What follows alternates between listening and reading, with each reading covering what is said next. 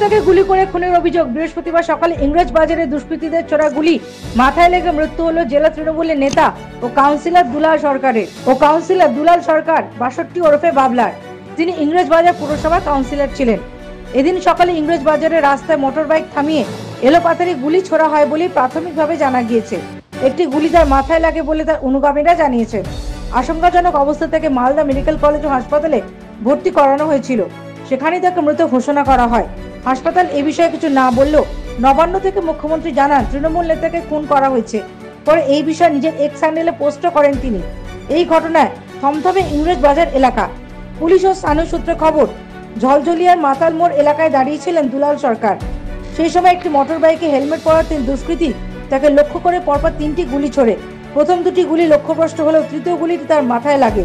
ঘটনার শোরগোল পড়ে গিয়েছে। তদন্ত শুরু করেছে পুলিশ। এদিন নবান্নের প্রশাসনিক বৈঠক থেকে মুখ্যমন্ত্রী মমতা বন্দ্যোপাধ্যায় বলেন, পুলিশি গাফিলতিতে তৃণমূল নেতা খুন হয়েছেন।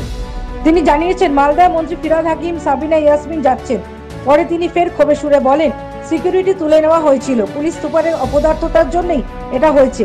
আমি ব্যক্তিগতভাবে চিনতাম দুলাল সরকারকে। ওখানে তো আজকে আমার একজন পুরো সহকর্মীকে মার্ডার হয়ে গেল এসপির অপদার্থতার জন্য। তার সিকিউরিটিও আগে তুলে নেওয়া হয়েছিল। আমি পার্সোনালি চিনতাম। আগেও সে অনেকবার অ্যাটাক করেছে। সে ইলেক্টেড জনপ্রতিনিধিও ছিল। এটা খুব দুর্ভাগ্য আমাদের।